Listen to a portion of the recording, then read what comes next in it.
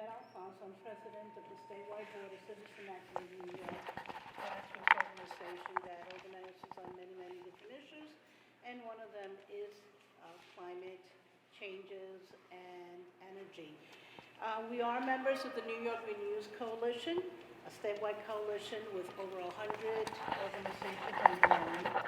And we fight for good jobs, climate justice, and 100% renewable energy. This is one of half a dozen events that are being held across the state, including Binghamton, the Hudson Valley, and New York City. Donald Trump and the congressional Republicans are poised to reverse many, many years of federal progress on climate change and inequality. The Paris Climate Agreement called for immediate action by the nations of the world. The U.S. is the second largest emitter of greenhouse gases, actually after China. The Trump agenda is truly a serious threat to our collective future because it does reject the effects of climate change. The states, and New York in particular, must step forward, up now, because this is an emergency. We've seen the harm to New York State from Hurricane Sandy, Hurricane Irene, and we know that we need to be prepared. And we can expect even more damage in the future from weather-related events if we don't step up to address this emergency. And it is an emergency, it is a crisis. And we're calling on Governor Cuomo to show really leadership and to stand up to Trump and the Republicans by passing the nation's most ambitious climate policy and making New York State our nation's leader in the fight against climate change and injustice. We urge the governor to enact the Climate and Community Protection Act, the CCPA, and other budget items that will fight climate change, create good jobs, and ensure equity for disadvantaged communities. Governor Cuomo can ensure this agenda by adding it to his budget and insisting on its passage. The governor has shown that he has the capacity to do dramatic things when he prioritizes them, as with his fight with many of us to raise the minimum wage and establish paid family leave last legislative session, and marriage equality before that. New Yorkers overwhelmingly support clean energy and good jobs. We reject the agenda of oil, gas, and coal companies and climate deniers, including the soon-to-be President Trump. This New York Renews is an unprecedented effort that unites community-based advocates, environmental organizations, labor unions, faith-based groups, and environmental justice groups. And you will see that as we have the speakers that will be presenting today. This is the beginning of the statewide campaign to urge the governor to, again, show real leadership, stand up to Trump on climate change that is being felt in every region of the state. We really need to have the governor take these kind of steps, dramatic steps, to save our collective future. There's no more time to waste. He has to lead in this moment of crisis by standing up to Trump and enacting the Climate and Community Protection Act through the budget. I would like now to introduce Connor Bambrick, Air and Energy Program Director from Environmental Advocates. Thank you. I don't think I can say it much better. But what we're doing here today is we're calling on the governor to really step up. We have a culture in Washington right now that are in leadership that have made it pretty clear that they don't believe addressing climate is a priority. Everybody's looking now to the states to lead, and we believe that with the upcoming executive budget, this is Governor Cuomo's really first moment to stand up to the Trump administration, to put forth a real visionary policy that the rest of the nation can follow. And that comes with the Climate Community Protection Act, taking the principles of the Climate Community Protection Act and putting it in that executive budget we believe would really make the governor a leader on the issue of climate justice. And then, so what does that mean when we talk about taking those principles and putting them into the budget? That means locking in to a goal of 100% clean renewable energy by the year 2050, outlining a plan as to how we're going to get there across all areas of the economy. It's clean electricity, it's clean transportation, it is making sure that our buildings are heated and cooled with clean energy. But the other key parts of this that we're really looking for the governor to lead on is this concept of climate justice. While we're going ahead and transforming our economy, we want to make sure that the communities that are on the front lines of climate change, the communities that probably contribute the least to the pollution that's causing climate change, but really get hit hardest by the effects of it, that they're prioritized and that the state looks to invest in those communities first, to make sure that pollution is driven down in those communities, to make sure the economic opportunities that are going to be presented by this transition come to those communities, and to make sure that the resources are there to train the workforce of the future, and to really make sure that these communities are going to receive the benefits first and foremost. So with that,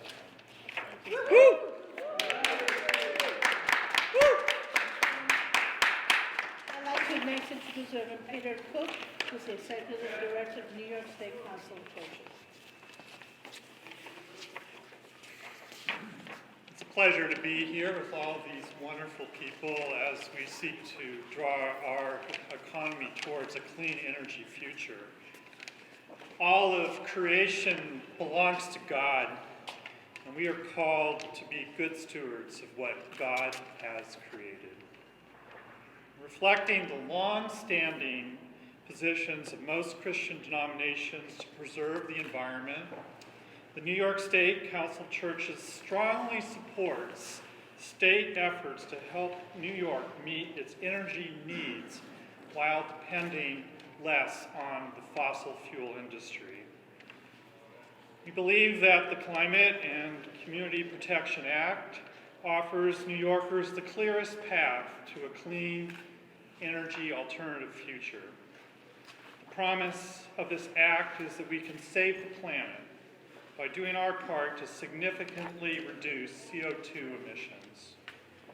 We also believe that our economy will strengthen as the act encourages industries and their workers to build out a clean energy infrastructure, which could be a real boon for our economy.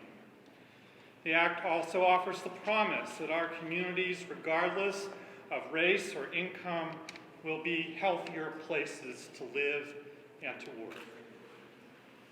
We are, however, realistic and know that a movement to this clean energy future will take some time.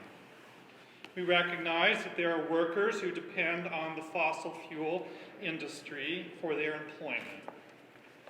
But just like we have given tax breaks to fossil fuel interests, we need even better incentives to help workers and industry move us away from its dependence on fossil fuel towards a clean energy future.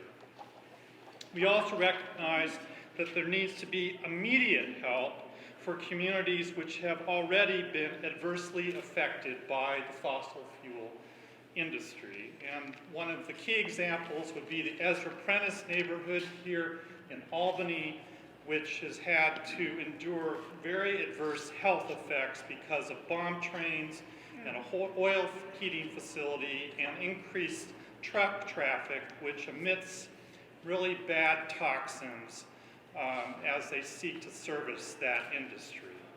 So they deserve some help, not in 5 years or 10 years, but help now. And I believe that the premier moral challenge for our time is all about how well we care for our neighbors and our planet. And we call on the governor to be a good steward of all that God has given us and include the Climate and Community Protection Act in his budget. Thank you. Woo!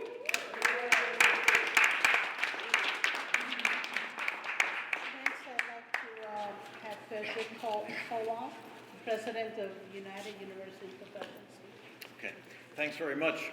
And it's a pleasure and it's an honor, actually, to be with all of our allies and friends. As president of United University Professions, I have the great honor of representing 35,000 educators and healers who work in the 29 campuses of SUNY and also our SUNY hospitals and academic medical centers.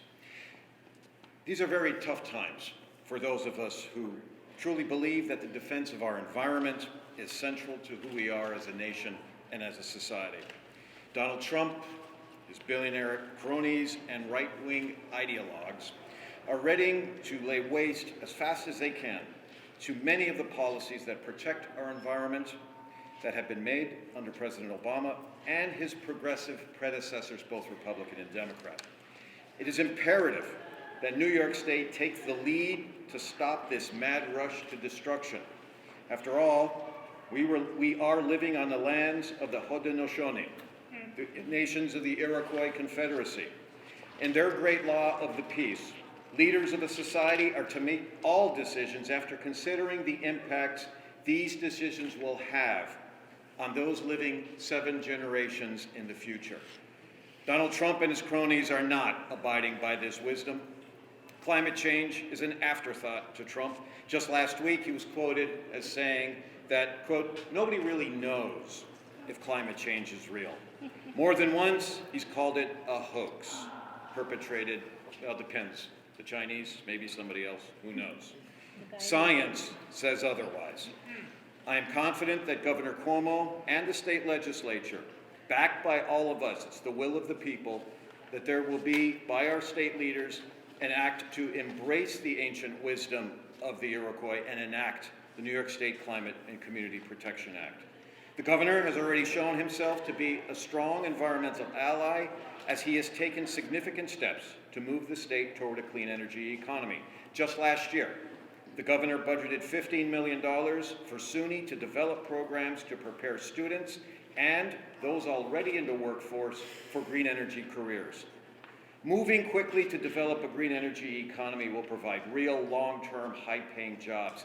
That's why labor, especially a higher education union like us in UUP, and environmentalists are natural allies. Already, our members are researching new clean energy technologies and developing responses to climate change and the impact on ecosystems, natural habitats, and communities. In closing, as soon as I get this page down, UUP stands ready to strengthen the Blue-Green Alliance. We will work to establish a new clean energy economy that we can all be proud of. Enacting the Climate and Community Protection Act is the next logical step. In this way, we will preserve our earth, the sacred land that sustains us, for our children, our grandchildren, down to the 7th generation. Thank you. All right.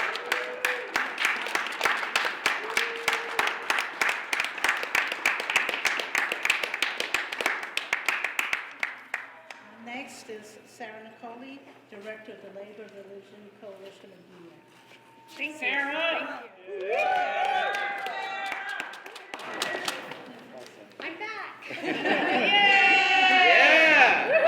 Yeah, so fresh back from a leave of absence, I'm really glad to join the fine folks here working on a really critical initiative that we need to have included in the budget this year. As director of the Labor Religion Coalition, we join together workers, labor unions, with people of faith across denominations and all 5 major faiths of the world on economic justice issues. So why am I here talking about a climate bill?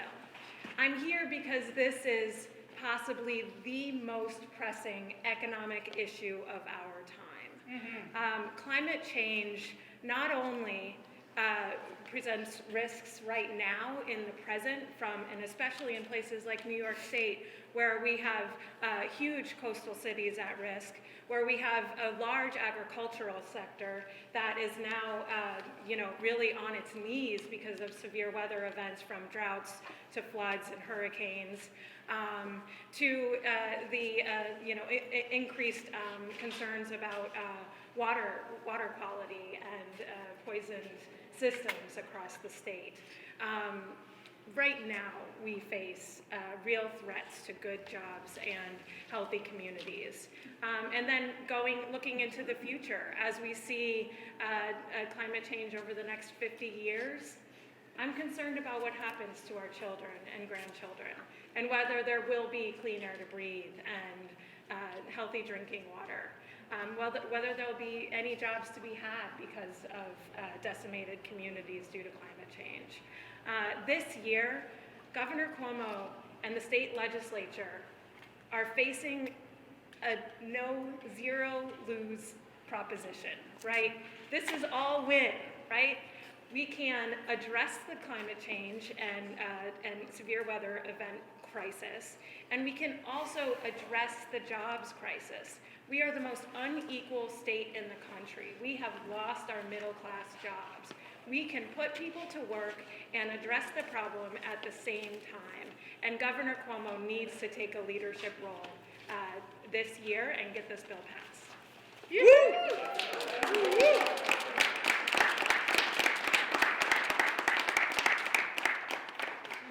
I'd like to now call up Mark Schaefer from People of Albany United for Safe Energy, which is an affiliate of 350.org. All fossil fuel projects, the bomb trains in Albany, oil and gas pipelines, fracking, offshore drilling, mountaintop removal, coal mining, tar sands, combine threats to local health and safety with destabilization of the global climate. Low-income communities, too often of color, Ezra Prentice in Albany, the Rockaways in New York City, Lower Ninth Ward in New Orleans, people in Africa and Bangladesh, least responsible for greenhouse emissions, are hit hardest both by toxic local emissions and by extreme violent weather.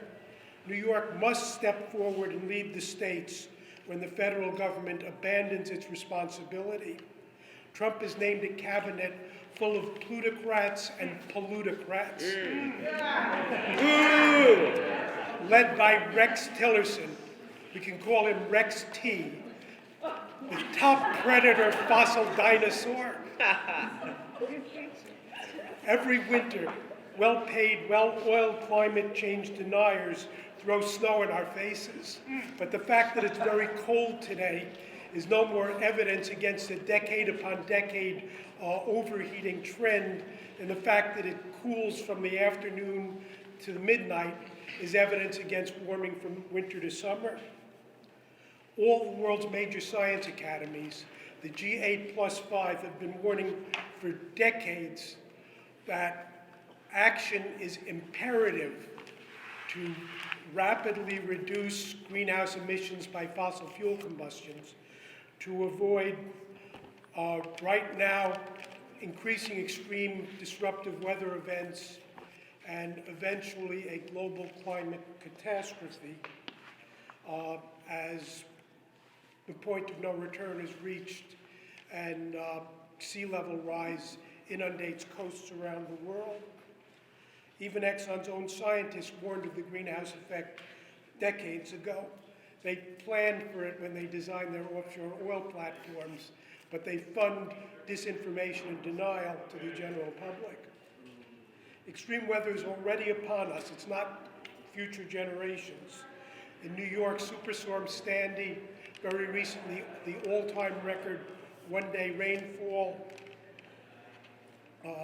extraordinary drought in California, very exceptional firestorms throughout the western United States all the way up to Alaska, where they had no snow for the Iditarod dog sled race twice in the last couple of years.